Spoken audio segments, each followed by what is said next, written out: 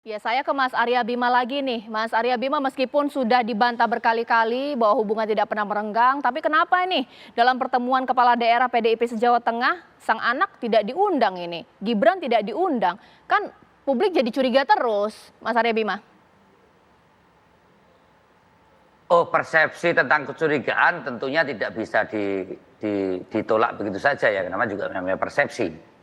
Jadi pertemuan itu kan pertemuan kader-kader di jajaran penugasan kepala daerah di Jawa Tengah dalam kaitan pemenangan Pak Ganjar Pranowo selaku calon presiden. Nah, ada style yang tentunya harus dipelajari juga, gaya-gaya cara Mas Wali Kota Gibran ini di dalam memaknai tugas di dalam pemenangan Pak Ganjar Pranowo. Nah, saya dengar dari Mas Bambang Pacul waktu itu kenapa tidak diundang, pada prinsipnya itu wilayah kesekretariatan. Tapi kalau saya boleh berkomentar bahwa ada cara Mas Gibran, Mas Wali ini di dalam memaknai penugasan untuk pemenangan Pak Ganjar Pranowo dengan style dia yang dia juga seorang putra presiden. Oke. Nah, cara mengkonsolidasikan pemenangan dengan struktural partai yang tentunya setiap jajaran, baik yang di struktural partai, yang di legislatif, dan yang dapat penugasan di jajaran eksekutif ini terorkestrasi di dalam satu dirigen yang sama. Nah, Mas Wali Kota Gibran ini mungkin juga role model dari kalangan anak muda Gen Z milenial itu mempunyai cara tersendiri. Maka kemungkinan disitulah proses konsolidasi ini tidak melibatkan Mas Gibran. Tentunya tetap memahami cara-cara Mas Gibran. Dan menurut saya Mas Pacul pun juga mengatakan, oh, Gibran duwe coro dewe, kita nggak usah ragu dalam cara dia memenangkan Ganjar Pranowo dengan style dia. Yang tentunya itu juga perlu sosialisasi kembali cara role model Mas Wali. Tapi maksudnya setiap pembekalan di tingkat pusat, Mas Wali Kota selalu diundang. Saya kira itu. Iya, berat. Kata-kata atau mungkin bahasa diksi yang dipakai oleh Mas Arya Bima, atau mungkin sederhananya Ganjar nggak masuk tim pemenangan, Gibran tidak masuk tim pemenangan Ganjar, atau bagaimana ini? Enggak, kan waktu itu sudah dikatakan Gibran akan masuk ya dalam tim pemenangan Ganjar, tapi memang kondisinya agak pelik saat ini. Saya akan coba runutkan ya. Pak Jokowi pertama mengatakan dia akan cawe-cawe demi kepentingan bangsa dan negara. Kemudian yang paling baru dari beberapa sequence momentum politik yang tadi saya jelaskan, yang ada Mas Budiman, kemudian ada Mas Budi Ari diangkat jadi menteri dan lain-lain. Yang paling baru adalah partai politik yang mengaku tegak lurus dengan Pak Jokowi semuanya bergabung dengan Pak Prabowo. Nah, kemudian di pidato kenegaraan Pak Jokowi mengatakan dia tidak ada urusannya dengan hal itu. Nah, ini kan dua hal kontradiktif yang berbeda antara pengakuan mau cawe-cawe dan ternyata rakyat sudah mengakui bahwa Pak Jokowi cawe-cawe, atau minimal banyak opini yang berkembang bahwa inilah hasil cawe-cawenya Pak Jokowi, partai politik pemerintahan sisanya selain Nasdem dan PDI Perjuangan dan P3 bergabung dengan Pak Prabowo. Pak Jokowi membantah itu.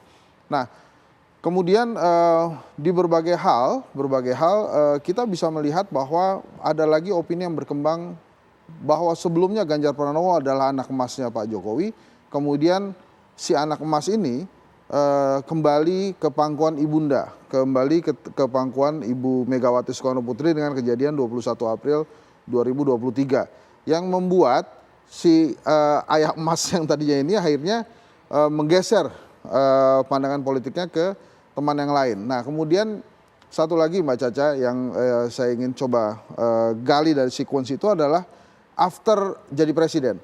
Nah, Pak Jokowi sebetulnya adalah sebuah contoh perfect bagi sosok presiden dan mantan presiden nantinya. Jadi artinya dia datang dari sosok yang sederhana, bukan elit parpol, kemudian menjadi presiden, dan setelah selesai menjadi presiden dia bisa kembali menjadi rakyat biasa, menjadi pengusaha kayu dan lain-lain gitu. Tapi ternyata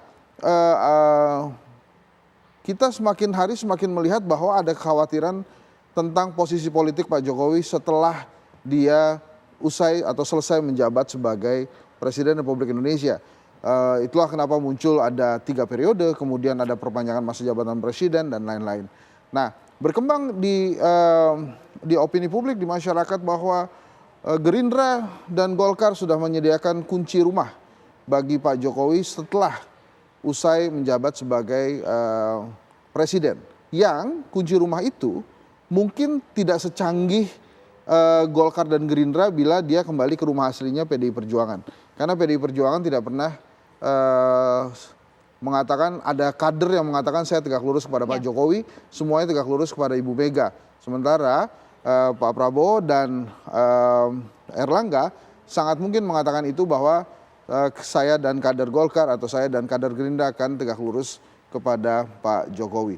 Jadi kalau kemudian Mas Abe membantah saat ini, itu benar harus dibantah saat ini. Kenapa? Karena tidak ada untungnya buat PDI Perjuangan untuk mengakui bahwa saat ini Megawati dan Pak Jokowi ada di simpang jalan. Kenapa hal itu? Karena PDI Perjuangan tentu saja masih mengharapkan elektabilitas 4% yang disumbang oleh Pak Jokowi pada pemilu 2014 lalu untuk tetap bertahan di atau sebagai pemilih PDI Perjuangan nanti di 2024. Mas Abe, kalau sampai ada selentingan, pasti Mas Abe juga dengar bahwa ada tawaran untuk masuk Gerindra. Ini kan sesuatu yang besar karena publik bertanya, apa jangan-jangan suara Pak Jokowi di PDIP secara kepartaian tidak terlalu didengar karena memang ada sosok ibu yang nomor 1 di sana. Seperti apa?